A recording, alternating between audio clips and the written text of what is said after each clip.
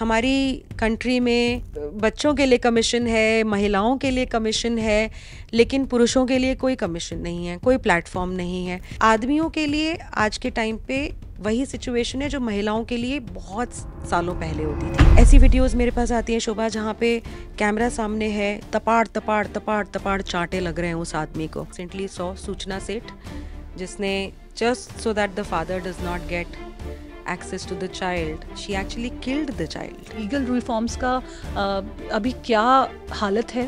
क्या हम थोड़ा बेटर हो गए? क्योंकि जो लॉज बने थे टू प्रोटेक्ट द वुमेन, ये उस जमाने में बने थे जहाँ वुमेन वर रियली रिप्रेस्ड। ऐसा नहीं है कि महिलाओं के साथ आज अत्याचार नहीं हो रहे हैं, लेकिन ज्यादातर जो महिलाएं विक्टिम्स हैं, जेन्युइन विक्टिम्स हैं, वो अपनी आवाज नहीं उठा पाती हैं। आदमियों के सामने क्या होता है, ना तो आप रिटॉर्ट कर सकते हो, आपने रिटॉर्ट किया तो आप मरे, और अगर आपने रिटॉर्ट नहीं किया तो फिर तो आप झेल ही रहे हो। ऐसे केसेस आ रहे हैं जहाँ पे महिला कोर्ट में जाके ये कहती है कि फादर ने अपने बच्चे को सेक्सुअली अब्यूज किया है। कितने सारे पुरुष जो झूठे केसेस में फंसे हुए हैं, वो आज के समय पे जिंदा लाश की तरह जी रहे हैं, मैं बता भी नहीं सकती। Welcome to the journey within podcast with me Shobha Rana. मैं एक इमोशनल इंटेलिजेंस और माइंडसेट कोच हूँ और साथ ही साथ इस पॉडकास्ट की होस्ट और क्रिएटर भी हूँ। The journey within podcast का एम है कि आपको आपकी लाइफ में एक पॉजिटिव बदलाव, ट्रांसफॉर्मेशन क्रिएट करने में हेल्प कर सकें। ये होगा कैसे? By taking the journey with in, अपने अंतर मन की तरफ, अपने इनर वर्ल्ड की तरफ, अपनी खुद की तरफ लौट कर आने में, वो जर्नी करने में, ताकि आप ये समझ पाएं कि आपकी लाइफ में जो जो होता है, आपके थॉट्स, फीलिंग्स, इमोशंस, लाइफ के इवेंट्स को आप कैसे प्रोसेस करते हो। अगर आपकी ये प्रोसेसिंग जो है वो पावरफुल हो जाए, तो आपका लाइफ को लेकर जो नज़रिया, जो पर्सपेक्टिव बनता है, वो पावरफुल होता है। जब आपका पर्सपेक्टिव पावरफुल होता है तो आपकी लाइफ का एक्सपीरियंस ब्यूटीफुल होता है। आज के इस एपिसोड में हम एक बहुत इंपॉर्टेंट मुद्दे के बारे में बात करने वाले हैं।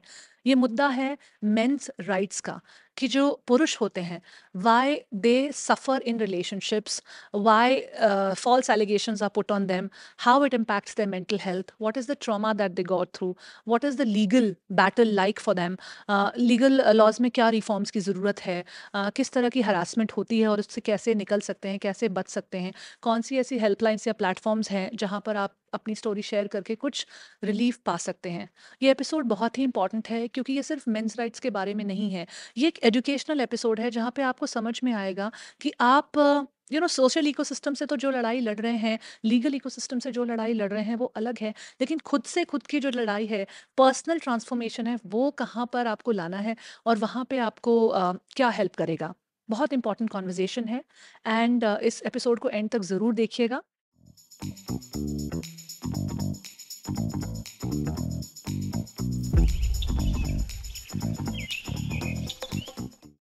आज के इस एपिसोड में हमारे साथ है दीपिका भारद्वाज, जो कि एक इंडिपेंडेंट जर्नलिस्ट हैं, डॉक्यूमेंट्री फिल्म मेकर हैं और साथ ही साथ मेंस राइट्स एक्टिविस्ट हैं।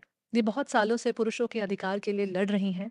एक महिला होकर it seems like that you are standing against other women. आप औरतों का साथ ना देकर आदमियों की तरफ से बात कर रही हैं। तो एक बहुत कॉन्फ्लिक्टिंग जो इमेज है, जो एक रिस्पॉन्स है, वो भी उन्हें देखने को मिलता है। तो चलिए उनसे बात करके let's try to decode about men's rights situation in India presently.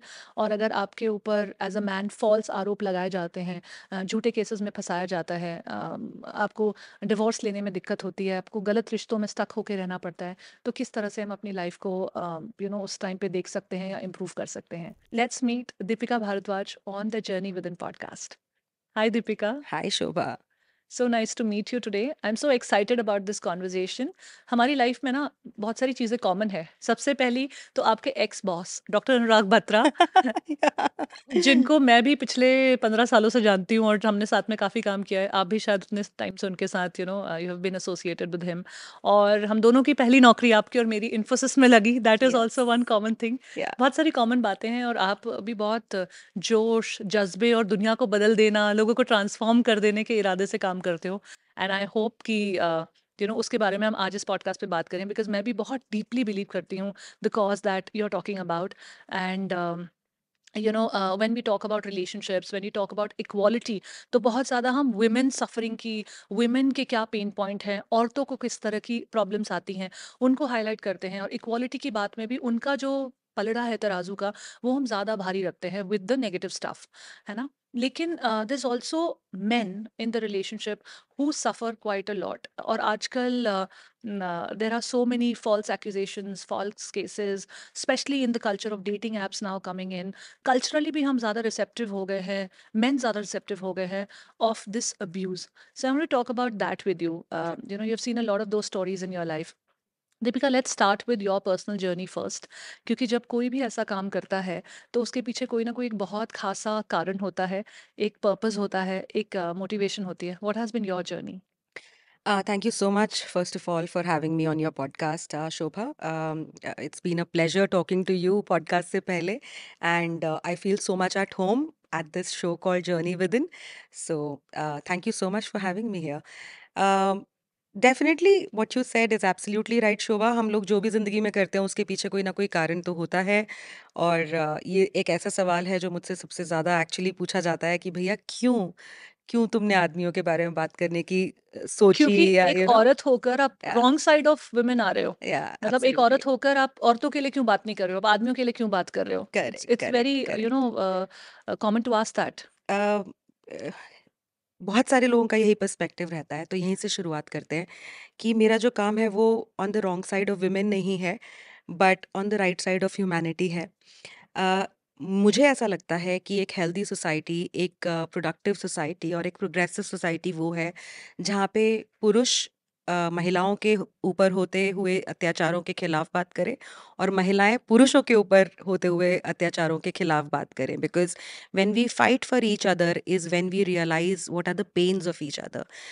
औरतें तो औरतों का जो पेन है या फिर सफरिंग है उसको समझती हैं, लेकिन कहीं न कहीं वो आदमी किस चीज़ों से डील करते हैं ये नहीं समझती हैं। वैसे ही आदमी अपनी जो स्ट्रगल्स हैं, पेन्स हैं उनको समझते हैं, लेकिन महिलाएँ किस चीज़ से गो थ्रू करती हैं वो कभी-कभार समझने में उनको नहीं इतना एग्ज़ैक्टली ईज़ होती है। तो I think all of us should fight against injustice, against any sort of crime on each other. और just to sum it up, मैं गलत महिलाओं के खिलाफ काम करती हूँ। मैं महिलाओं के खिलाफ काम नहीं करती हूँ, मैं गलत महिलाओं के खिलाफ काम करती हूँ। और आज तक जितने भी केसेस मैंने या तो अपनी डॉक्यूमेंट्रीज में दिखाए हैं या जिनके ऊपर मैंने काम किया है या जिन लोगों को मैंने जस्टिस दिलाया है, वहाँ पे ये प्रूव हुआ कि ये जो महिला थी वो गलत थी। तो ऐसा नहीं है कि मैंने किसी सही महिला के खिलाफ कोई कैंपेन चलाई हो, मैंने उन्हीं महिलाओं के खिलाफ कैंपेन करी या जस्टिस का एक एफर्ट लगाया जहाँ पे महिला जो है वो लॉज का मिसयूज़ कर रही थी, गलत कर रही थी, एक्चुअली में क्रिमिनल थी। और मुझे लगता है कि क्राइम के खिलाफ सब लोगों को आवाज़ उठानी चाहिए। मेरी जर्नी एक पर्सनल एक्सपीरियंस से शुरू हुई थी शोभा। 2011 में मैंने कभी ऐसा सोचा नहीं था कि मैं कोई मेंस राइट एक्टिविज्म वगैरह करूँगी। जैसा हमने शेयर किया डॉक्टर अनुराग बत्रा के बारे में, I was working with Exchange for Media in 2011। लेकिन हमारी लाइफ में एक ऐसा पॉइंट आया जहाँ पे पूरी की पूरी लाइफ मेरी चेंज हो गई। It was a very personal experience जहाँ पे एक शादी within few months break हो जाती है हमारी फैमिली में। और हालाँकि जो गलती थी वो महिला की थी। हर तरह के एविडेंसेस थे प्रूव करने के कि it was the woman who was cheating, who was betraying, what we started the show with in the relationship. लेकिन फिर भी एक बहुत ही सभ्य परिवार होने के नाते हमने किसी को किस उस चीज़ के बारे में ना तो बात करी, ना हम उसको उछालना चाहते थे।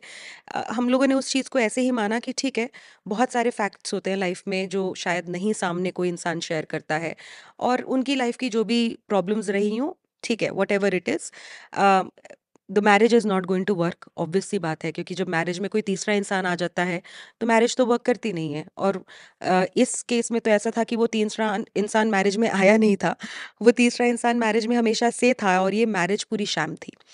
So it was a case of extramarital affair, which was this woman was in relationship with the man much before the marriage, for years before the marriage. और ये शादी समाज को दिखाने के लिए करी गई थी कि भाई दुनिया को दिखा दें कि भैया हम शादीशुदा हैं। तो बट अनफॉर्चुनेटली मैं थी उस इक्वेशन में इन्वॉल्व, तो मैं तो इन्वेस्टिगेटिव जर्नलिस्ट हूँ।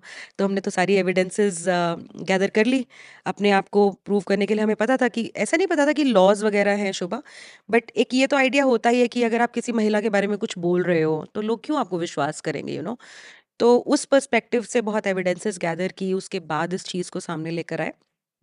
और यही कोशिश की कि आराम से बैठ के मामला सुलझ जाए, आपको नहीं रहना यहाँ पे मत रहिए भैया, आप अपनी जगह खुश रहिए, हम अपनी जगह खुश रहते हैं।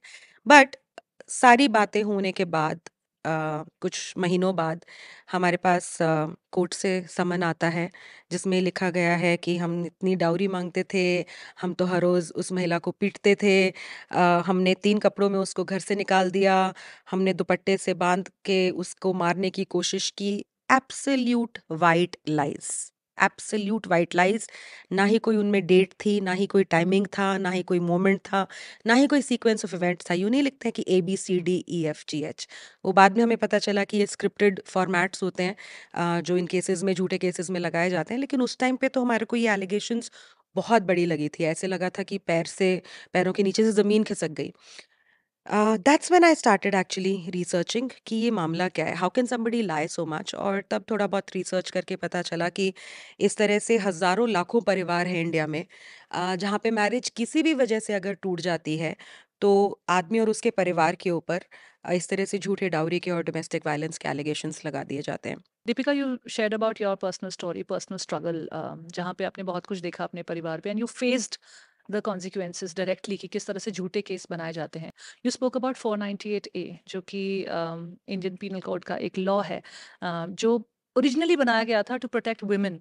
उनके साथ जो वायलेंस होती है शादियों में, हस्बैंड्स मारपीट करते हैं या बहुत डाउरी की डिमांड करते हैं, दहेज मांगते हैं, उनकी फैमिली को अब्यूज़ करते हैं, उससे बचने के लिए लॉ बना था। लेकिन अब इसका मिसयूज़ होते हुए हम देख रहे हैं। बहुत सारे केसेस हैं जो आ रहे हैं। हम इक्वालिटी की बात करते हैं, इक्वल वर्ल्ड की बात करते हैं। तो आज मेरे ख्याल से वर्ल्ड इतना तो इक्वल हो गया है कि बहुत सारी जो वुमेन हैं, वो भी अपने हस्बैंड के साथ वायलेंट हो रही हैं। यस, और एब्सोल्युटली। मुझे लगता है ये पढ़े लिखे तबके में बहुत ज़्यादा हो रहा है। आई जी। डोंट नो ये अंडर प्रिविलेज सोसाइटीज़ में या फिर जो पॉवर्टी लाइन के नीचे हैं उन फैमिलीज़ में क्या होता है। लेकिन I am seeing in the educated society, I mean, हम इन केसेस के बारे में बहुत ओपनली बात नहीं कर सकते, नाम नहीं ले सकते, बट एजुकेटेड फैमिलीज़ में भी मैं ये देख रही हूँ। तो आपके रिसर्च में, आपके स्टडी में आपने देखा है कि ये violence, abuse uneducated, educated families में किस तरह से होता है? एजुकेशन का क्या रोल है यहाँ पर to empower men, specially about their rights? I think empowerment और एजुकेशन, खासकर राइट्स के पॉइंट ऑफ व्यू से अगर मैं देखूं शोभा, तो अ, मुझे तो लगता नहीं है कि कहीं पे भी सोसाइटी में या फिर कॉलेज लेवल पे या फिर इंस्टीट्यूशंस के लेवल पे कहीं पे भी कोई आदमियों को ये बता भी रहा है कि आपके कोई राइट्स हैं। और कभी कभार मैं एक्चुअली क्वेश्चन भी करती हूँ कि एक इंटरपर्सनल रिलेशनशिप में आदमी के राइट्स हैं क्या, मैरिज में आदमी के राइट्स हैं क्या। क्योंकि कानूनी तौर पर तो मुझे कोई बहुत ज़्यादा समझ में आते नहीं हैं। हालांकि जो हमारे कानूनविद हैं, जो हमारे लॉ मेकर्स हैं, शायद उनको लगता हो कि आदमियों के भी राइट्स हैं, बट मुझे तो नहीं लगता है, क्योंकि सारे लॉज जो हैं वो महिलाओं के लिए हैं। और एक्चुअली ऑन पेपर्स राइट होना एक अलग बात है और जी, रियल लाइफ में उसका एप्लीकेशन में एक राइट होना एक अलग बात है। एक्चुअली क्या होता है, लॉज जो होते हैं, अब आपके साथ कुछ भी गलत होता है शोभा, तो आप कहीं, मान लीजिए आपको आज कोई थप्पड़ मार देता है, आप पहले बार को क्या सोचेंगे कि मेरे पास कोई रिकॉर्ड्स है, ये जो मेरे साथ गलत हुआ है कि नहीं है, राइट? सबसे पहले आप ये सोचेंगे। फिर उसके बाद जो रिकॉर्ड्स है आप उसको जानेंगे। अब जैसे आप डोमेस्टिक वायलेंस की बात कर रहे थे, एजुकेटेड और अनएजुकेटेड, मेरे पास वीडियोस आती हैं जहाँ पे अच्छी खासी एजुकेटेड महिलाएं साफ तौर पर कैमरा पर बोल रही हैं कि अ, मेरे पास सारे के सारे कानून है, तुम जाके अगर कुछ भी करने की कोशिश करोगे तो तुम्हारी तो कोई सुनवाई नहीं करेगा। ये जो हम लोगों ने एम्बर हर्ड और जॉनी डेप में देखा था ना केस में, कि एम्बर हर्ड उसको बोल रही है, go Johnny, go tell the world that you are a victim of domestic violence and let's see who believes you. It's something that I have seen personally with my eyes in the videos that I receive from men. मैं तुम्हारे ऊपर कोई इल्ज़ाम लगा दूंगी, तुम्हारे को कोई नहीं सुनेगा। मेरी बहन ने 2 करोड़ की एलिमनी ली थी, मैं तो तुम्हारे ऊपर 4 करोड़ का क्लेम ठोकूंगी। आदमियों ने ऐसी रिकॉर्डिंग्स जो है शेयर करी हैं, क्योंकि they don't know anything else but this. ऐसी वीडियोस मेरे पास आती हैं शोभा, जहाँ पे कैमरा सामने है, तपाड़ तपाड़ तपाड़ तपाड़ चांटे लग रहे हैं उस आदमी को। आदमियों के सामने क्या होता है, ना तो आप रिटॉर्ट कर सकते हो, आपने रिटॉर्ट किया तो आप मरे, और अगर आपने रिटॉर्ट नहीं किया तो फिर तो आप झेल ही रहे हो। सो कानून जो होते हैं वो लोगों को प्रोटेक्शन देने के लिए होते हैं, और वो प्रोटेक्शन अगर सिर्फ आप एक जेंडर से लिमिटेड कर दो, तो आई थिंक बहुत गलत है वो। अब एक रिटन रूल होना अलग है और एक अनरिटन रूल होना अलग है। अनरिटन रूल्स वो होते हैं जो हमारे सोसाइटी के पॉइंट ऑफ व्यूज होते हैं कि हाँ भैया, घर में हम लोग ज़्यादातर यूँ देखते हैं कि जो पापा हैं या फिर जो बड़े घर के पुरुष हैं वो कुछ ना कुछ कहेंगे तो वो चलेगा। जो रिटन रूल्स हैं, जो हमारे कोर्ट्स में इम्प्लीमेंट होते हैं, वहाँ पे ये कहा गया है कि अगर एक महिला कोर्ट में जाती है तो वो डोमेस्टिक वायलेंस भी अलेज कर सकती है, डाउरी भी अलेज कर सकती है, 498 भी अलेज कर सकती है, मेंटेनेंस भी मांग सकती है, एलिमनी भी मांग सकती है, चाइल्ड सपोर्ट भी मांग सकती है। लेकिन ये सारे के सारे रिकॉर्सेस, या अगर आउट ऑफ रिलेशनशिप परव्यू देख ले तो sexual harassment at work place हो गया, स्टॉकिंग हो गया, मॉलेस्टेशन हो गया, इनमें से कोई भी जो रिटन रूल्स हैं वो पुरुषों के लिए नहीं है। हम्म। अभी अभी अब नेटफ्लिक्स पे काफ़ी पॉपुलर सीरीज आई थी बेबी रेनडियर, जिसमें एक आदमी की स्टॉकिंग के बारे में बात हो रही होती है। यू वोंट बिलीव शोभा, इतने सारे यंग मैन एंड आदमी भी have come to me saying that this woman has made her life hello.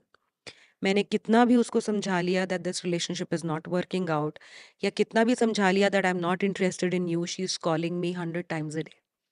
तो this is clear case of stalking. लेकिन वो अगर हमारी अथॉरिटीज के पास जाके बोले कि मेरे साथ ऐसा हो रहा है, there is no hearing and that's a problem. In fact मजाक भी बनाया जाता है, माचोइज्म पे क्वेश्चन आ जाता है कि तुम खुद को संभाल नहीं सकते हो, तुम हमारे पास क्या कंप्लेंट लेके आए हो। Exactly. You know, one of my friend also went through this situation in his life, जहाँ पे उनकी जो वाइफ थी वो फिजिकली उनके साथ वायलेंट हो जाती थी, बहुत ज़्यादा verbally abusive, abusing the family, उनके परिवार को गालियाँ देना, उनको गालियाँ देना, फिजिकली मार पिटाई करना।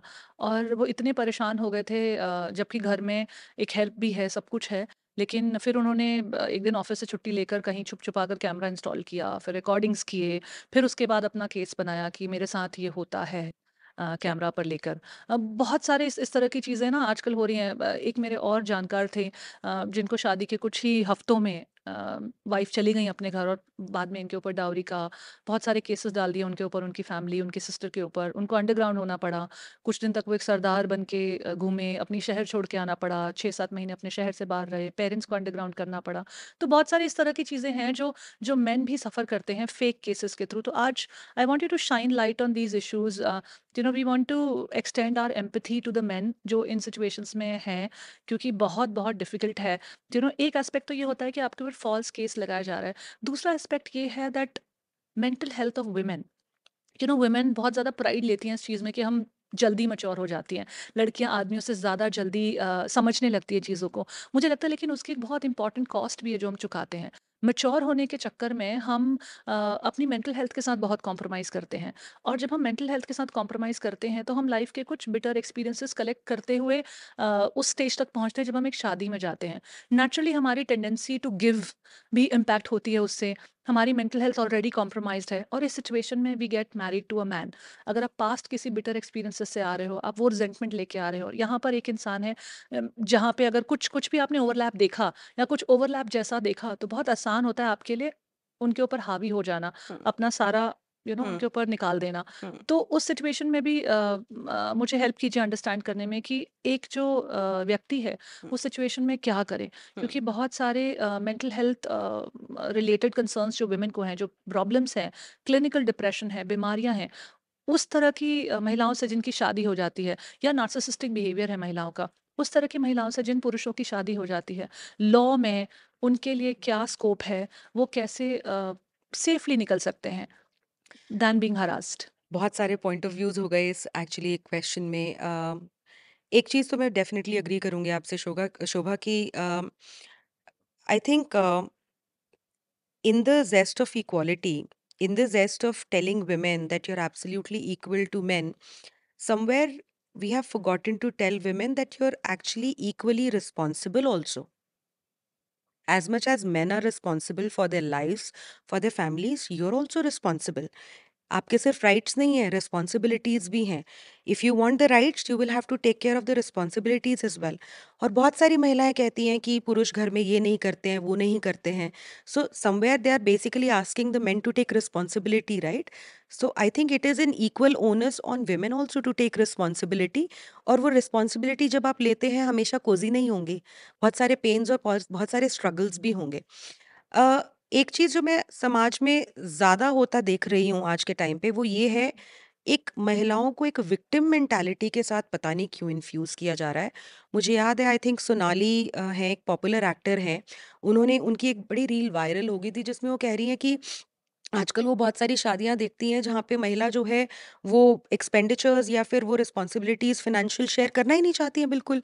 पति का पैसा भी उनका पैसा और उनका पैसा भी उनका पैसा, ये हम पढ़ी लिखी महिलाओं में ज़्यादा देख रहे हैं। हाँ, हाँ।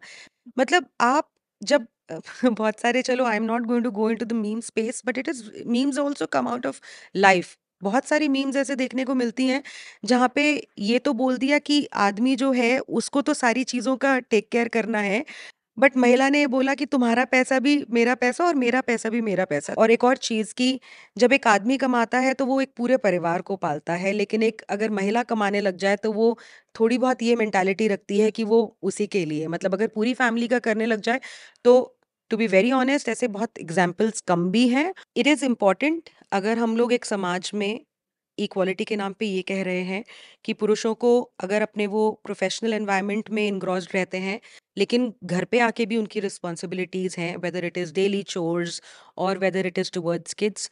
तो मुझे लगता है अगर हम लोग वहीं पे महिलाओं के भी ये कहें कि आप भी हर चीज़ की इक्वल रिस्पॉन्सिबिलिटी लो, तो it's there is nothing wrong in it. हमें डेटा से पता चला है कि 92% जो हमारे लिसनर्स हैं वो अभी तक हमारे सब्सक्राइबर्स नहीं हैं। तो अगर आप उन लोगों में से हैं तो प्लीज़ चैनल को सब्सक्राइब, लाइक, कमेंट, शेयर कीजिए ताकि यूट्यूब एल्गोरिदम्स हमारे इस एपिसोड को बाकी और लोगों तक पहुंचा सकें जिनको उनकी लाइफ में जो प्रॉब्लम्स आ रही हैं, जहां वो स्टक हैं, स्पेशली मेन जो लीगल बैटल्स में स्टक हैं गलत आरोपों की वजह से, फॉल्स एक्यूजेशंस की वजह से, उनको राहत मिल सके। Abhi, I was talking to one of my psychiatric friend who is one of India's topmost psychiatric. जल्दी हमारे पॉडकास्ट पे भी आएंगे। तो वो बता रहे थे कि अगर किसी को पर्सनालिटी डिसऑर्डर है, being a psychiatrist, my advice would be that run away from that person. Run away. आप मत इंतजार कीजिए वो ठीक होंगे कि भी नहीं होंगे, बिकॉज पर्सनालिटी डिसऑर्डर्स इतने डीप सीटेड होते हैं, इतने डीप रूटेड होते हैं कि देर इज नो गारंटी और बहुत कम चांस है उनका ठीक होने का। तो ये जो आइडियाज़ हैं कि सब वक्त दो तो ठीक हो जाता है, ये सब बिल्कुल भी अप्लाई नहीं होते उन केसेस में, सिर्फ और सिर्फ आपका टाइम वेस्ट होता है। तो उन केसेस में अपने आप को सेफ गार्ड करना, ये सिचुएशन और ज़्यादा मल्टीप्लाई हो जाती है जब एक आदमी अपनी पसंद की औरत से शादी करता है, right? When it's a love marriage and now that woman is filing false accusations on you, तो फैमिली और ज्यादा अपने ही बच्चे को डिसोन कर देती है, क्योंकि उनको लगता है कि तुम ऐसी लड़की को घर में लेके आए, लेकर आए। तुमने ऐसी लड़की से शादी की, तुम्हें पता नहीं था क्या इसके बारे में, बिल्कुल। है ना? और लोग बदलते हैं। देखो इंडियन लॉ में क्या है कि किसी भी एक्यूजेशन पर, किसी भी ऐसे आपके ऊपर अगर कोई लीगली कुछ एक्शन करना चाहे, तो you are considered not guilty until proven. Yes. आपको गिल्टी नहीं माना जाता जब तक वो प्रूव ना हो। जी। लेकिन false accusation in case of like this, जहाँ पे डाउरी का या आपका मैरिटल रेप का, शादी के बाद ज़बरदस्ती का, फैमिली के ऊपर वायलेंस का, अब्यूज़ का, इन केसेस में गिल्टी प्रूव होने की ज़रूरत नहीं होती है। कुछ भी प्रूव ना हो तब भी आपको अरेस्ट कर लेते हैं, तभी भी आपके ऊपर सालों साल ट्रायल्स चलते रहते हैं। तो प्लीज़ हेल्प मी अंडरस्टैंड कि इसमें लीगल रिफॉर्म्स का अभी क्या हालत है? क्या हम थोड़ा बेटर हो गए? क्योंकि जो लॉज़ बने थे टू प्रोटेक्ट द वुमेन, ये उस ज़माने में बने थे जहाँ वुमेन वर रियली रिप्रेस्ड, जहाँ पे उनको काम नहीं करने दिया जाता था, एजुकेशन अलाउ नहीं करते थे, बेसिक राइट्स नहीं मिलते थे। आज हम ऐसे ऐसी जगह पे खड़े हैं जहाँ पे वुमेन भी पढ़े लिखे हैं, उनके पास राइट्स है, एक अपनी आवाज़ है, अपने लिए खड़े हो सकते हैं, स्टैंड ले सकते हैं, पैसे कमा रहे हैं, इंडिपेंडेंट है। तो क्या हमारे लॉज़, आपको नहीं लगता जो ये पचासों सैकड़ों साल बने हुए हैं और लॉ से भी ज़्यादा जो सोसाइटी का पर्सपेक्टिव बना हुआ है, इसको भी बदलना चाहिए? 200% बदलना चाहिए शोभा, लेकिन आ, जो मैं देख रही हूँ ग्राउंड पर होता हुआ, that is absolutely different from the society perhaps wants. एक चीज़ तो बिल्कुल क्लियर है कि ऐसा नहीं है कि महिलाओं के साथ आज अत्याचार नहीं हो रहे हैं। हमारी सोसाइटी में रेप्स का भी शिकार महिलाएं हर रोज़ होती हैं, डोमेस्टिक वायलेंस का भी शिकार हर रोज़ होती हैं, डाउरी डिमांड्स का भी और उसकी वजह से क्रूअल्टी का भी शिकार हर रोज़ होती हैं। लेकिन अ, दुख की बात ये है कि जो महिलाएं एक्चुअली जेन्युइन विक्टिम्स हैं, वो बहुत कम हमारी कोर्ट्स और हमारे पुलिस स्टेशंस तक पहुंच पाती हैं।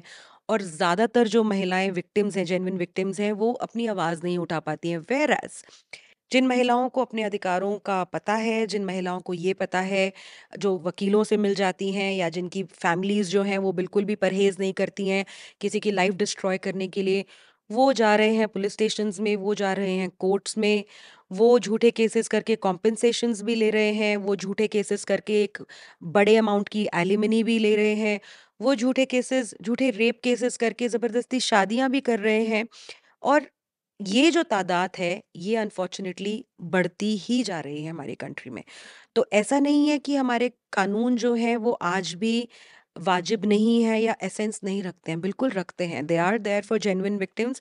और जितने भी पुलिस ऑफिसर्स से मैं बात करती हूँ, वो हमेशा एग्री करते हैं कि दीपिका जी आप सही बोल रही हैं कि एक बहुत ही मेजर परसेंटेज है झूठे केसेस की। लेकिन हम यहाँ पे बैठे हैं हमारी अथॉरिटी में कि अगर हमारे पास एक भी महिला आएगी जो कि विक्टिम है, हमारे को उसको न्याय देना है। ये चीज़ हमारे दिमाग में बहुत क्लियर है। और जहाँ तक बात आ जाती है Shobha, guilty until proven innocent, that is more to do with the perception of the society rather than rule of the law. The rule of the law in majority of the cases still is that you are innocent until you are proven guilty. चाहे वो molestation है या चाहे वो domestic violence है या फिर dowry है, लॉ तो यही बोलता है अभी कि भैया आप जब तक प्रूव नहीं हो रहा आपकी गिल्ट, आप इनोसेंट ही हैं। लेकिन लॉ जिस तरह से इम्प्लीमेंटेशन कर रहा है वो बहुत गलत है। मैं आपको एग्जांपल देती हूँ। एक महिला ने, अभी कल ही का किस्सा है, मैं एक इंसान से बात कर रही थी जयपुर से। उसके रिलेटिव के ऊपर एक महिला ने एलिगेशन लगाया है कि वो आदमी उसको पिछले 15 साल से शादी का झांसा देकर उसके साथ रेप कर रहा था। 15 साल तक कोई रेप कर सकता है क्या किसी इंसान का? नहीं कर सकता। 15 साल तक कोई किसी को शादी का झांसा दे सकता है क्या? नहीं दे सकता। वो एक व्यस्क महिला है, अडल्ट महिला है, जो एक रिलेशनशिप में थी पिछले 15 साल से। जब किसी वजह से चीजें सार हुई, वो इंसान मूव ऑन हो गया, उसने शादी कर ली, तो ये महिला उसके ऊपर रेप का केस डाल रही है। अब यहाँ पे प्रॉब्लम आती है इम्प्लीमेंटेशन की। 2011 से शुरू हुई वो इंसिडेंट्स बताती हैं, ये हो गया, वो हो गया, फलाना हो गया, धमकाना हो गया। उसने सिर्फ एक ये एलिगेशन लगा दिया कि शादी का झांसा दिया है, शादी का झांसा देके सेक्सुअल एक्सप्लॉइटेशन हुआ है। वो शादी का झांसा दिया गया है कि नहीं दिया गया है, ऑफेंस ऑफ रेप बनता है कि नहीं बनता है, सब चीजें इतनी सब्जेक्टिव होने के बावजूद बावजूद आज वो आदमी जेल में है। किस लिए अरेस्ट किया आपने उसको? किस क्राइम के लिए अरेस्ट किया आपने? सिर्फ क्योंकि आप उसके ऊपर एक 376 की धारा लगा रहे हैं, इसलिए आपने उसको जेल में डाल दिया? क्या आपकी क्या आपकी रिस्पॉन्सिबिलिटी नहीं बनती है कि आप इन्वेस्टिगेट करें? क्या आपकी रिस्पॉन्सिबिलिटी ये नहीं बनती है कि आप देखें कि कानून में सुप्रीम कोर्ट तक ये कह चुका है कि इतने सारे मैटर्स जहाँ पे लंबी-लंबी रिलेशनशिप के बाद रिलेशनशिप सावर हो रही है, वो रेप नहीं बनते हैं। सुप्रीम कोर्ट बाकायदा ये बोल चुका है कि हर शादी का झांसा जो है, वो झूठा शादी का झांसा नहीं है। There is a difference between rape on false promise of marriage या फिर false promise of marriage and breach of promise of marriage, where latter is not any offence. कितनी महिलाएं हैं, डंप कर देती हैं वो, किसी भी अपने बॉयफ्रेंड को, नहीं समझ में आ रहा है आपको अपना बॉयफ्रेंड, आप ब्रेकअप कर लेते हो। चाहे वो 4 साल का रिलेशनशिप हो, चाहे 5 साल का रिलेशनशिप हो। सोचो अगर लड़के लड़कियों के ऊपर जहाँ पे रेप केस लगाने लग जाएं कि इसने तो मेरे को बोला था कि मुझसे शादी करेगी और अब मुझसे शादी नहीं कर रही है, will the society accept that as a crime? No, they will not. So that's a problem. आप किसी चीज को इन्वेस्टिगेट करे बगैर अरेस्ट कर रहे हो, एक इंसान से उसका फंडामेंटल राइट ऑफ फ्रीडम छीन रहे हो, फंडामेंटल राइट ऑफ लिबर्टी छीन रहे हो। For what? For nothing. और 4 साल बाद, 5 साल बाद वो इंसान अपने आप को इनोसेंट प्रूव करता है, कोई फर्क नहीं पड़ता, कुछ नहीं मिलता है उसको। एग्जैक्टली इन 4-5 सालों या समटाइम्स 15-20 साल लग जाते हैं। इस टाइम में you lose your work, job, आपका करियर, इंडिपेंडेंस फाइनेंशियल, वो सब खतरे में आ जाती है। साथ ही साथ your families reputation, your societal reputation, वो सब चला जाता है। आपके परिवार में आपके भाई बहन, उनकी शादियां होने में डिफिकल्टी, और भी बहुत तरह के आप सोशल रेपकशंस इसके झेलते हो। Endless repercussions है शोभा, endless repercussions that we cannot even fathom. Suicide is one of the extreme. वहां पे दिख जाता है कि आदमी ने अपनी जान दे दी। कितने सारे पुरुष जो झूठे केसेस में फंसे हुए हैं, वो आज के समय पे जिंदा लाश की तरह जी रहे हैं, मैं बता भी नहीं सकती। उनका ना तो दुख सुनने वाला कोई है, ना उनकी सुध लेने वाला कोई है। कानून, लॉ मेकर्स को कोई फर्क नहीं पड़ता, क्योंकि women empowerment is the thing today, women vote bank is the thing today. कोई अगर पुरुषों के लिए भी बात भी कर देता है तो हमारी कोर्ट्स बोलती हैं कि what are you talking about. कोई अगर हमारा गलती से मेंबर ऑफ पार्लियामेंट हमारी पार्लियामेंट में बोल देता है कि पुरुषों को भी प्रॉब्लम्स हैं, उनको भी सुन लीजिए, तो हमारे लॉ मेकर्स हंसी ठट्टा करने लग जाते हैं पार्लियामेंट में। Why this discrimination? I don't understand. मतलब, but it is the fact of the society today that there are just so many men who are suffering. Deepika, आप इतने सालों से मेंस राइट के लिए काम कर रहे हो। What are some common areas of concern और false accusations that you have seen women putting on men? Shobha, मेरे काम की शुरुआत हुई थी आईपीसी 498 के मिसयूज से। ये एक ऐसा कानून है, एक ऐसी धारा है जिसके मिसयूज के बारे में हमारी सुप्रीम कोर्ट तक एक बार नहीं बहुत बार बोल चुकी है। 2005 में सुप्रीम कोर्ट ने 498 के मिसयूज को लीगल टेररिज्म बोला। फिर 2014 में, जैसा मैंने बताया, अरनेश कुमार की जजमेंट आई, जहां पे सुप्रीम कोर्ट ने कहा कि अब इस कानून के अंडर इमीडिएट अरेस्ट नहीं होंगे, क्योंकि लाखों लोग ऐसे झूठे केसेस में जेल जा चुके थे। फिर उसके बाद अभी 2024 में ही Achin Gupta versus state of Haryana का एक डिसीजन आया, जहां पे सुप्रीम कोर्ट ने ये तक कहा कि हम इतनी बार हमारे कानून मेकर्स को बोल चुके हैं, लॉ मेकर्स को बोल चुके हैं कि अमेंड कर दीजिए इस लॉ को, बट कोई सुनवाई नहीं हुई है हमारी इतनी बार इंस्ट्रक्शंस की भी। तो मेरी जर्नी की शुरुआत आईपीसी 498 के मिसयूज के ऊपर हुई थी, जिसके ऊपर मैंने एक डॉक्यूमेंट्री बनाई। उसके बाद धीरे धीरे जैसे मैं एक्टिविज्म करने लगी और मैं लोगों के ऑन ग्राउंड जाके लोगों को हेल्प करने लगी, तो समझ में आया कि जितने भी विमेन सेंट्रिक लॉज हैं, उन सब का काफ़ी मिसयूज़ है। तो चाहे वो 498 ए हो, चाहे वो डोमेस्टिक वायलेंस एक्ट हो, चाहे वो सेक्शन 376 ऑफ आईपीसी हो विच इज़ रेप, या फिर 354 which is molestation, 509 outraging modesty of a woman. Issue कुछ और होता है, प्रॉब्लम कुछ और होती है, लेकिन उसको जो फेस जो है वो इन लॉज के अंडर दे दिया जाता है।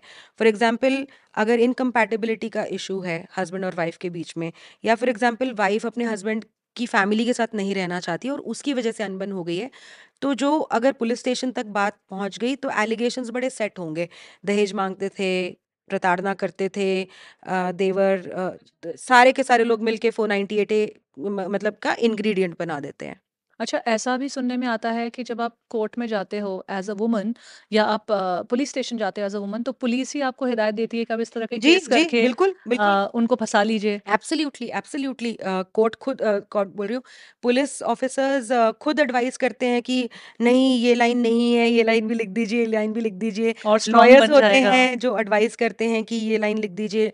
In fact, if I am not wrong, Preeti Gupta versus state of Bihar, supreme court की एक जजमेंट है प्रीति गुप्ता, जिसमें सुप्रीम कोर्ट ने कहा कि एडवोकेट्स जो हैं उनका एक जो रोल है, नहीं, आई थिंक प्रीति गुप्ता है, Sushil Kumar versus union of India, इन दोनों में से किसी में से सुप्रीम कोर्ट ने बताया, बकायदा बोला कि एडवोकेट जो है वो ड्राफ्ट करवाते हैं कंप्लेंट्स, तो एडवोकेट्स की जो ड्यूटी है वो to be custodian of courts है, कस्टोडियंस ऑफ लॉ है। आप खुद ही लोगों को झूठे केसेस करने को जो है इनकरेज कर रहे हैं या उनकी ड्राफ्टिंग कराते हैं। But let's be honest, police मिली हुई होती है इन केसेस में, एडवोकेट्स मिले हुए होते हैं, और मैं सिर्फ कह नहीं रही शोभा, जैसे मैंने आपको बताया कि झूठे डाउरी, झूठे रेप, झूठे मॉलेस्टेशन के केसेस हैं। पिछले साल गुड़गांव में ही हम लोगों ने एक गैंग को अरेस्ट करवाया, जिसमें जो महिला थी वो लड़कों से डेटिंग ऐप पे मिलती थी, उसके बाद उनके साथ किसी होटल में जाती थी, कंसेंशुअल फिजिकल रिलेशनशिप बनाती थी, फिजिकल रिलेशनशिप नहीं बना है तो भी वहां से निकल जाती थी और अगले दिन पुलिस स्टेशन में जाके बैठ जाती थी, ये कहते हुए कि इस आदमी ने मेरा रेप किया है। ऐसे एक ही ये महिला जिसका नाम है विनीता कुमारी, ऐसे ही 3 अलग-अलग लड़कों के साथ ऑलरेडी कर चुकी थी। उसका साथी था, उसका नाम है महेश फोगाट। वो पता नहीं ऐसा कितने लोगों के साथ कर चुका था। तो ये 3 लोग जो हैं मेरे पास आए, अलग-अलग तरीके से आए, अलग-अलग प्लेटफ़ॉर्म्स पे इन लोगों ने मुझसे कॉन्टैक्ट किया और उसके बाद जो है हम लोगों ने गुड़गाँव पुलिस कमिश्नरेट में इस मैटर को लेकर गए। बहुत सारे सीनियर पुलिस ऑफिसर्स से मैंने बात की और मैंने कहा कि इस तरह का रैकेट चल रहा है। तो जो तीसरा लड़का था, पहले वाले दोनों लड़के अपने लाखों रुपए गँवा चुके थे, तीसरा वाला जो लड़का था उससे 5 लाख रुपए माँगे जा रहे थे। तो हमने पुलिस के साथ काम किया, इनको रेड हैंडेड पैसे पकड़ते हुए हम लोगों ने अरेस्ट कराया, ठीक है? उस केस में जो एक लेडी वो थी इन्वेस्टिगेशन ऑफिसर, वो भी इन्वॉल्व थी। अब वो जेल में है, उनका भी नाम बकायदा एफआईआर्स में लिखा गया। अब वो जेल में हैं और उनकी एंटिसिपेटरी बेल जो है सुप्रीम कोर्ट तक रिजेक्ट हुई। उसके बाद फिर उनकी अरेस्टिंग हुई। तो इंडिया सन्स में एक एसओजी राजस्थान के द्वारा बस्ट किया गया एक गैंग था, जिसको मैंने पूरी स्टोरी जो अपनी डॉक्यूमेंट्री में दिखाई है, उसमें हाई कोर्ट के एडवोकेट्स ट्रैप करवाते थे। यस, हाई कोर्ट के एडवोकेट्स ट्रैप करवाते थे लोगों को, रईस लोगों को, और उनसे करोड़ों रुपए में उगाही करते थे। 3 साल में इस गैंग ने लगभग 25-30 करोड़ रुपए बना लेती है। तो आप सोचिए कि मतलब एक इतना आसान अगर आप कर देंगे किसी से एक्सटॉर्ट करना, और आदमी जो है इस तरह के ट्रैप्स में पड़ के बोलते नहीं है कुछ, उनको लगता है समाज में बदनामी हो जाएगी, which is the biggest biggest reason for men to actually get extorted under these cases. उनको यूँ लगता है समाज तो यही बोलेगा कि यही ये है, यही वो है, वहाँ पे क्यों गया, वहाँ पे क्यों गया?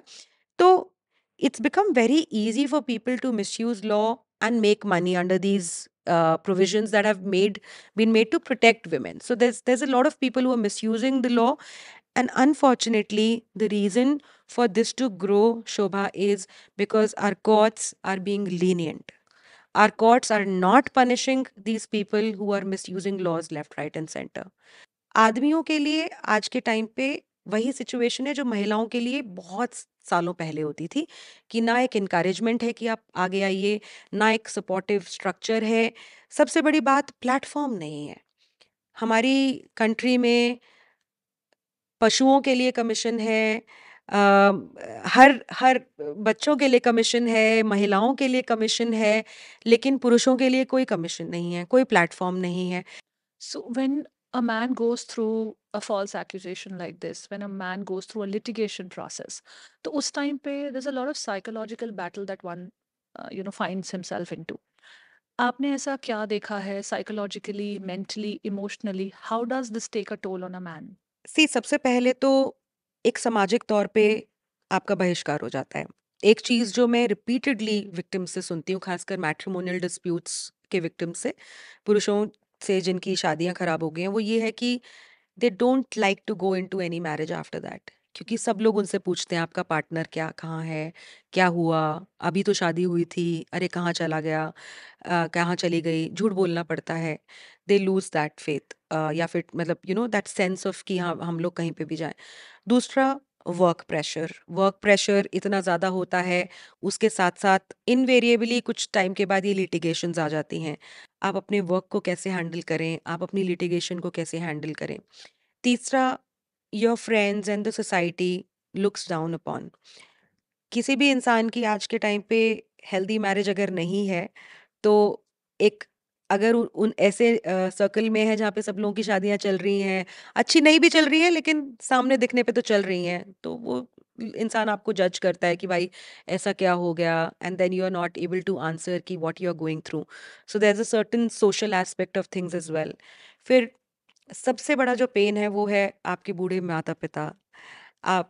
उन्होंने बड़े अरमानों से आपकी शादी करी होती है, वो देखते हैं कि आप परेशान हैं, वो खुद परेशान होते हैं। लिटिगेशन में जो लोग इन्वॉल्व हो जाते हैं तो ऑब्वियसली उसमें आदमी के माँ बाप का तो नाम आता ही आता है।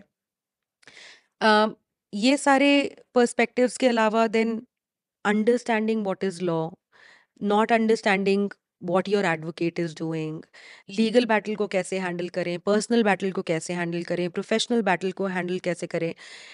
इतने सारे फ्रंट्स पे आप लड़ना शुरू कर देते हो कि आपको समझ में नहीं आता कि आप कहाँ हो। और सबसे ज़्यादा बड़ी बात, जो इंसान आपको सबसे ज़्यादा दर्द इस टाइम पे या आपकी सिचुएशन के लिए रिस्पॉन्सिबल है, उसको आपने कभी प्यार किया था? तो ये सबसे ज़्यादा हिट करता है कि how could she do this. और एक और चीज़ जो मैं थोड़ा-सा कंप्लीट करूँगी कि फ़ॉल्स केसेस को हम फ़ॉल्स केसेस इसलिए बोलते हैं क्योंकि वो झूठे होते हैं, ठीक है ना? तो उसमें बहुत सारे दाँव-पेच निकालना कि ये क्यों लिखा, वो क्यों लिखा, ऐसा क्यों कहा, ऐसा क्यों करा, it makes no sense at all. Uh, जैसा मैंने पहले भी बोला, एक्सेप्टेंस से बहुत सारी चीज़ें सॉल्व हो जाती हैं। ख़ासकर मैट्रिमोनियल डिस्प्यूट्स में पुरुषों के साथ जो सबसे बड़ी प्रॉब्लम होती है, आपने जैसा कहा शोभा कि अर्ली साइन्स क्या है, कैसे डील करना चाहिए। टू बी वेरी ऑनेस्ट, ऐसे कोई अर्ली साइंस नहीं है या ऐसा कोई सेट पैटर्न नहीं है जो कि मैं शेयर कर पाऊँ। लेकिन हाँ, एक सेट पैटर्न ज़रूर है कि आप आपका अगर कॉन्फ्लिक्ट है मैरिज में और ये एक अंडरस्टैंडिंग नहीं है कि आपको एमिकेबली रिज़ॉल्व करना है उसको, या amicably resolve in the sense ऐसा नहीं कि वर्कआउट, अगर डिवोर्स भी करना है तो भी एमिकेबल होते हैं, जिसको हम म्यूचुअल कंसेंट डिवोर्स बोलते हैं। अगर आप उस पॉइंट पे नहीं आ रहे तो कहीं न कहीं आपको अपने आप को प्रिपेयर कर लेना चाहिए कि आपके ऊपर झूठे केसेस फाइल होंगे। आपको उनको फाइट करना है। जितनी ज़्यादा अच्छी तरह से फाइट कर सकें, उतनी जल्दी निकल जाएँगे। जितना ज़्यादा उनको डिले करेंगे, उतना ज़्यादा प्रॉब्लम में आ जाएँगे। तो ऐसे कोई फ़ॉर्मूलाज़ नहीं है कि हाँ, आप ये करोगे तो आपके ऊपर ये केस नहीं पड़ेगा। लेकिन कुछ चीज़ें हैं जो आप ज़रूर कर सकते हैं। अगर आपके ऊपर फ़ॉल्स केसेज़ हैं, engage a good advocate, learn about the law, speak to people around you, don't live in guilt, don't live in shame, don't stop living your life. Most important, don't stop living your life. Treat it as just any other accident that happened in your life and you have to deal with it.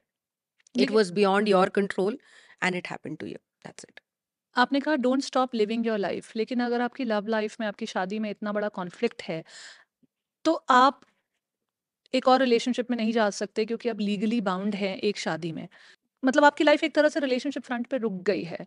तो वहाँ कैसे एक इंसान normally live करेगा? मतलब अगर ये case 15 साल खिंच गया है तो क्या करे वो?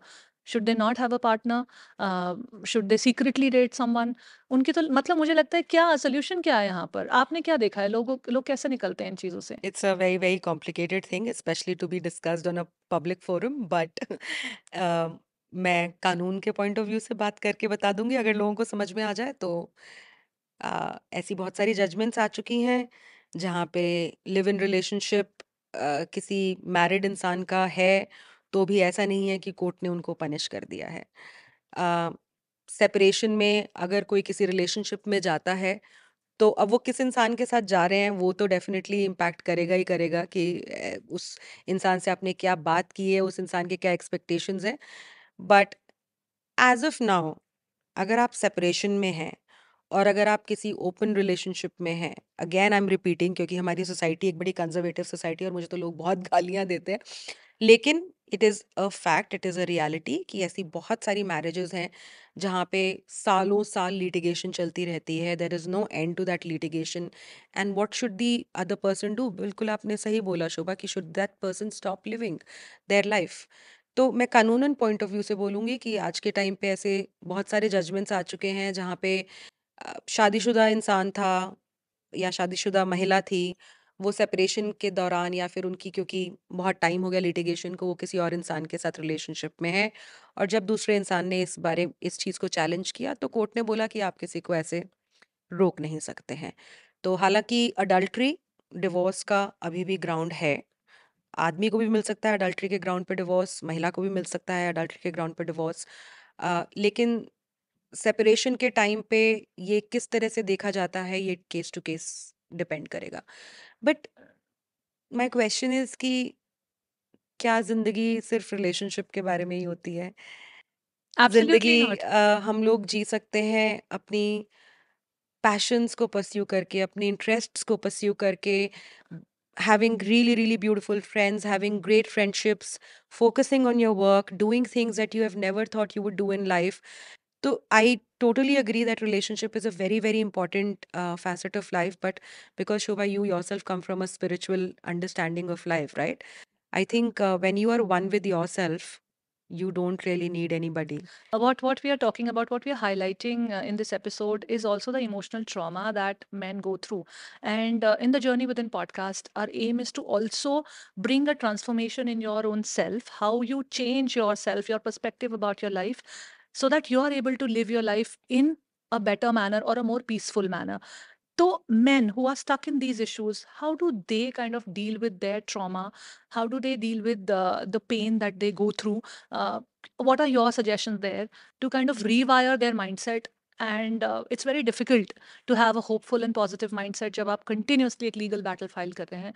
But फिर भी क्या आपके suggestions है वहाँ पे, क्या आपकी observations है? Because I know that the work that you do, that involves more than legal counsel, that involves more than just giving advice or just contesting for them, protesting from them, all that. इसके साथ साथ एक council, एक उनको एक hope देना, एक right direction देना भी आपके काम का कहीं ना कहीं हिस्सा है. And I am sure you have your observations in this space. तो share with me some of the things that men can adapt to live a more peaceful life even while fighting a huge battle in the legal system.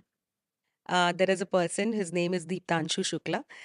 मैंने उनके साथ एक conversation किया हुआ है. मैं उनके बारे में आपको बहुत छोटी सी एक वो बताऊंगी कि he not only fought the battles that he had. He actually studied law. He is an IITN. उन्होंने पूरी की पूरी Indian penal code, criminal procedure code छाप दी, मतलब बिल्कुल ठीक है. बिकॉज आई थिंक IITians थोड़ा वैसे भी थोड़ा डिफरेंट उसके होते हैं. उन्होंने लॉ को A to Z पढ़ लिया कि लॉ है क्या, right. And then now he is practising advocate as well. और now he's fighting for men who are falsely accused, and he's been able to actually get really good orders as well. So taking from his story, what I would really tell people is कि हालांकि सबके लिए possible नहीं होता law की पढ़ाई करना या लॉ को समझना, लेकिन अपने बेसिक्स, जिस चीज़ से आप डील कर रहे हैं, जिस केसेस से आप डील कर रहे हैं, उनके बारे में जानकारी ज़रूर जुटाइए, क्योंकि you should not be taken for a ride by your advocate. Life की चीज़ें अलग हैं शोभा, और एक इमोशनल पर्सपेक्टिव अलग है. जब लोग हमारे से इन चीज़ों के बारे में शेयर करते हैं, और तो कोई एक परमानेंट सॉल्यूशंस तो ऑब्वियसली किसी भी चीज़ के नहीं होते हैं कि हम उनको ये बोलें कि आप ये कर लो तो बिल्कुल सही हो जाएगा. बट हम हाँ उनको ये ज़रूर कहते हैं कि this is not the end of life, this is a phase of life. You will have to deal with it whether you want it और you do not want it. This is not in your control. आपके साथ अगर ऐसा हुआ है तो आपको उसके जूझना पड़ेगा, लड़ना पड़ेगा. बहुत सारे ऐसे पुरुष हैं जो आज के टाइम पे ना ही सिर्फ अपने खुद के बैटल्स को लड़ रहे हैं, बट वो मेंस राइट्स ऑर्गेनाइजेशंस के साथ एज अ वॉलंटियर भी काम कर रहे हैं. जब आप दूसरे लोगों की बातें सुनते हैं, समझते हैं, कानून के छोटे छोटे दाव पेच समझते हैं, आपको अपने खुद के केसेस में भी वो जो है हेल्प करता है. आप वॉलंटियर कर सकते हैं, not not necessarily with men's right organisations only, but आप किसी और सोशल ऑर्गेनाइजेशंस के साथ भी वॉलंटियर कर सकते हैं, where you understand life and humanity a little bit more. So these are small little things that you can do to basically take your mind away from the pain that you have. The pain will not go away, but your mind will get deflected to something probably which has more profound effect on yours. But at the same time, क्योंकि मेरा काम बहुत ही ज़्यादा legally entangled है, मैं यही लोगों को बोलूँगी that if you are dealing with false accusations, you will have to end up understanding what the law is. You can dig up judgments that are, quite sort of similar to your own case. Find out judgments which can help you. एक चीज़ जो अभी मैं दीप्तांशु वाले case से ही लेना चाहूँगी, अभी दीप्तांशु के साथ जब हम लोगों ने डिस्कशन किया था, he has fought a false 498A, got relief to this family within 2 years.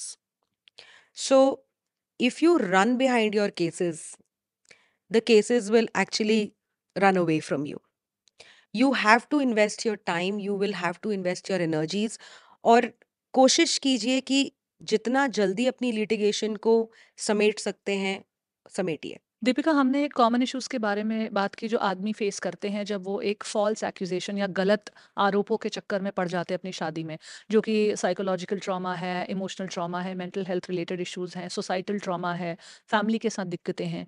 ये दिक्कतें और मैग्नीफाई और मल्टीफोल्ड हो जाती है जब उस शादी में बच्चे इन्वॉल्व होते हैं. फिर एक और नया एंगल शुरू हो जाता है चाइल्ड कस्टडी का. अब इंडियन लॉ के हिसाब से जो प्राइमरी केयर गिवर है that is a mother, yes. है ना? लेकिन पिछले कुछ सालों में जिस तरह से हमारी सोसाइटी इवॉल्व हुई है, अब हम वो कंट्री नहीं है या वो लोग नहीं हैं जहाँ बच्चों का फादर के साथ एक रिलेशनशिप होता ही नहीं था। फादर बच्चों की लाइफ में इन्वॉल्व्ड ही नहीं होता था, एक इमोशनल कनेक्ट ही नहीं होता था। आजकल बच्चे अपने फादर से बहुत कनेक्टेड हैं, फादर्स बच्चों की लाइफ में एक्टिवली इन्वॉल्व्ड हैं। लेकिन जो प्राइमरी केयर गिवर का रोल है एंड औरतें भी कुछ ऐसा नहीं है कि वो सिर्फ घर पे रहकर बच्चा देख रही हैं, वो भी अपने करियर सँभाल रही हैं। तो कहीं न कहीं एक एक बहुत जॉइंटली आप रेज़ करते हो बच्चे। जब कस्टडी की बात आती है तो मेन आर नेग्लेक्टेड, उनको विजिटेशन के लिए बहुत कंटेस्ट करना पड़ता है, उनको अपने बच्चों से मिलने के राइट्स के लिए बहुत कंटेस्ट करना पड़ता है। बहुत पॉपुलर केसेस अभी हमने नवाजुद्दीन सिद्दीकी का केस देखा जो कि इतने बड़े एक्टर हैं। शिखर धवन का केस देखिए, उन्होंने किस तरह से सोशल मीडिया में आकर अपनी आपबीती बताई और कितना परेशान है वो कि उनको अपने बच्चे से मिलने तक नहीं दिया जा रहा है। मोहम्मद शामी का केस है। बहुत सारे पॉपुलर लोग जिनके पास पैसे की, रुतबे की, फेम की, अप्रोच की, सही कॉन्टैक्ट्स की कोई कमी नहीं है, वहाँ पर भी इतना डिफ़िकल्ट है एक बच्चे की कस्टडी कस्टडी छोड़िए, विज़िटेशन राइट्स मिलना, उनको मिलने तक की अनुमति मिलना आपको कोर्ट से। तो उस डायरेक्शन में क्या काम हो रहा है? आप क्या काम कर रहे हो? ये एक एरिया है जहाँ पे हम लोगों ने अभी तक बहुत ज़्यादा कुछ अचीव नहीं किया है, जो मैं बिल्कुल कन्फेस करना चाहूँगी। बट ये ऐसा भी एक एरिया है जो बहुत ही ज़्यादा सेंसिटिव और बहुत ज़्यादा सीरियस है। हमारा इस स्पेस में कुछ बहुत ज़्यादा ना करने का रीज़न एक ये है कि ऐसी ऑर्गेनाइजेशंस हैं जो कि खासकर पेरेंटल एलियनेशन और फादर्स इश्यूज़ के ऊपर काम कर रही हैं। तो मेरा पर्सनली ये मानना है कि जब तक हमारे पास इतने ज़्यादा रिसोर्सेज नहीं हैं, तो जो ये ऑर्गेनाइजेशंस हैं वो ऑलरेडी एक अच्छा काम कर रही हैं। तो we connect a lot of fathers who come to us as victims to these organisations where they get counselling या जिस भी तरह की उनको मदद चाहिए होती है। But yes, you're absolutely right, Shobha. This is one of the most concerning situation. Marital disputes एक अलग ही चीज है, और चाइल्ड कस्टडी के जो डिस्प्यूट्स हैं वो एक अलग ही लेवल का इमोशनल और मेंटल ट्रॉमा है।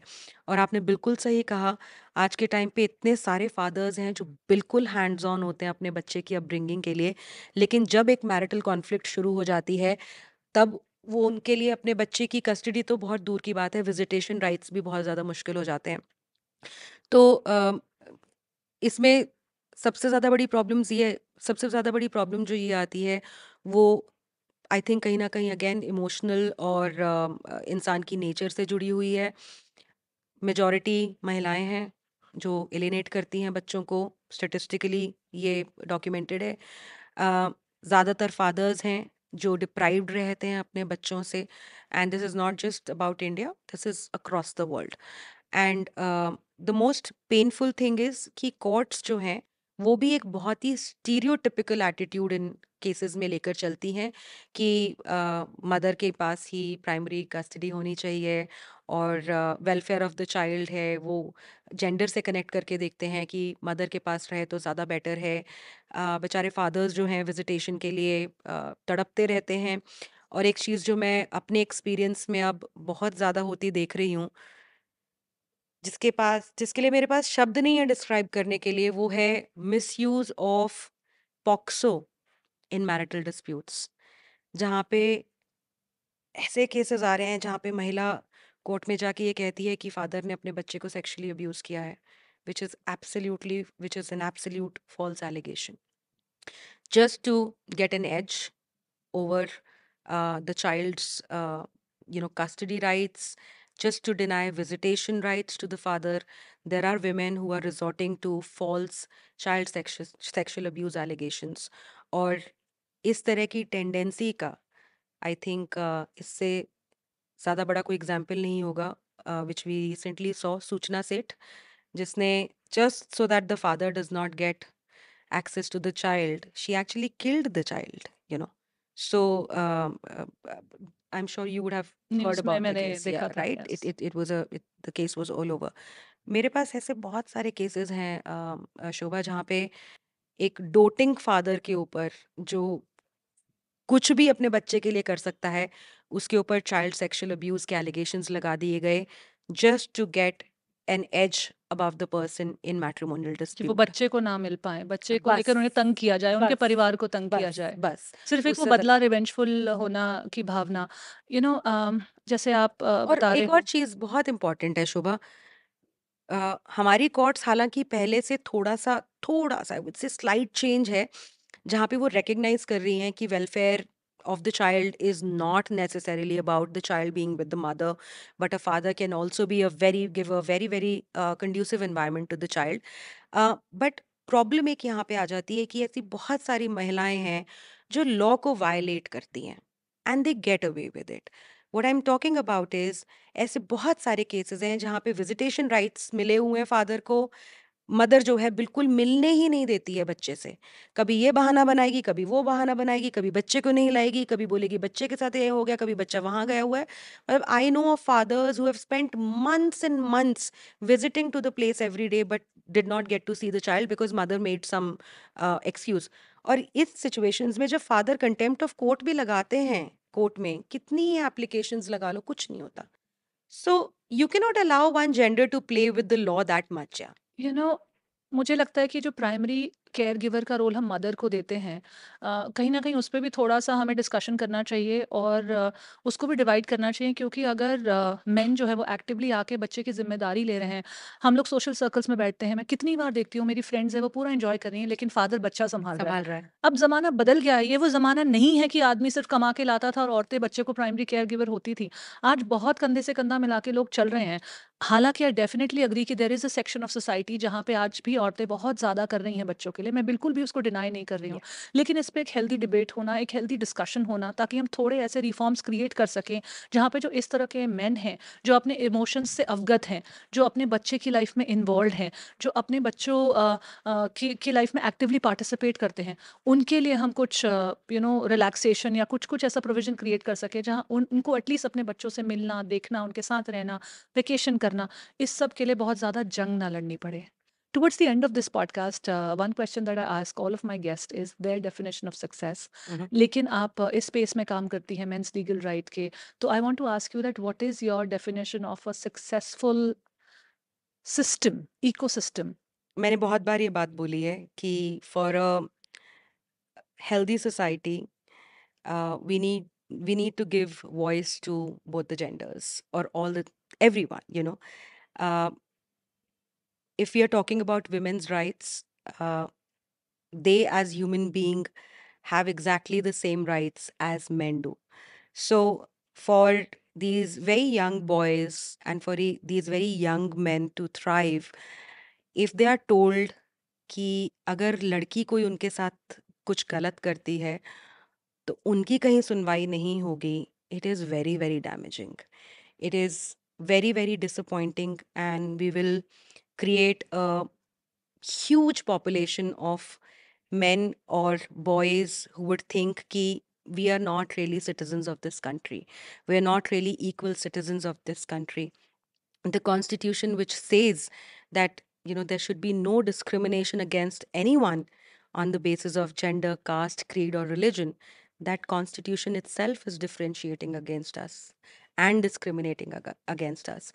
So I think from a legal point of view it is very important uh, that we give an opportunity for men and boys also to speak and also have their issues heard. I really salute your effort, and I really salute the work that you're doing. And along with all the recognition and fame that is coming your way, I know far too many good wishes are coming your way, and just God bless you. Thank you Thank you for. so much. There's one message that I always pass on to people. Please, it's my humble request, never think about giving up on life. Uh, आपके अपने जो हैं वो इतने ज़्यादा rule जाते हैं ना कि उन आप सोच भी नहीं सकते कि वो किस सिचुएशन से गुजरते हैं जब आप अपने आप को ख़त्म कर लेते हैं. तो never think about suicide. Your life is precious. You can come out of these problems. You can have a beautiful life after going through these issues. So just do not think कि कोई झूठा अगर आपके ऊपर इल्ज़ाम लगा है तो वो आपकी ज़िंदगी का अंत है. ऐसे हज़ारों लाखों लोग हैं जो इन इश्यूज से गुजर रहे हैं. And you can always fight back. तो please please never think of suicide. अगर आप ऐसी सिचुएशन में हैं, आप मुझे रीच आउट कर सकते हैं, और बहुत ऑर्गेनाइजेशंस हैं जिनको आप रीच आउट कर सकते हैं। एक पैन इंडिया लेवल पे हेल्पलाइन मेंस के लिए रन करती है एक ऑर्गेनाइजेशन, उसका नाम है सेव इंडियन फैमिली। SIF1 की हेल्पलाइन है 8882498498 पे आप उनको कॉल कर सकते हैं, अपनी प्रॉब्लम साझा कर सकते हैं। आप मुझे कांटेक्ट कर सकते हैं, दीपिका नारायण भारद्वाज। मैं हर सोशल मीडिया प्लेटफॉर्म पर हूँ। अ, आप प्लीज़ हमारे को रीच आउट करके अपनी प्रॉब्लम शेयर कीजिए, बट प्लीज़ कभी भी सुसाइड के बारे में मत सोचिए। ट्रस्ट मी, आपके जाने के बाद आपके परिवार का बहुत ज़्यादा बुरा हाल होता है। Thank you again for the amazing work that you're doing, Deepika. I wish you the best, and thank you for joining me for this conversation. Thank you so much. Thank you for watching today's episode. आज के इस episode में आपको बहुत कुछ सीखने को मिला होगा। अगर आपके कुछ सवाल हैं या आप कुछ शेयर करना चाहते हो तो कमेंट सेक्शन में लिखकर ज़रूर बताइए। आप दीपिका को भी रीच आउट कर सकते हैं उनके पेजेस पर। Do subscribe to the channel, like comment and share, ताकि ये एपिसोड जो है बहुत सारे लोगों तक पहुंच सकें और उनकी लाइफ में भी अगर कहीं ना कहीं वो होप जो है कम हो गई है, उनको वापस मिल सके। Thank you once again. I will see you in the next episode.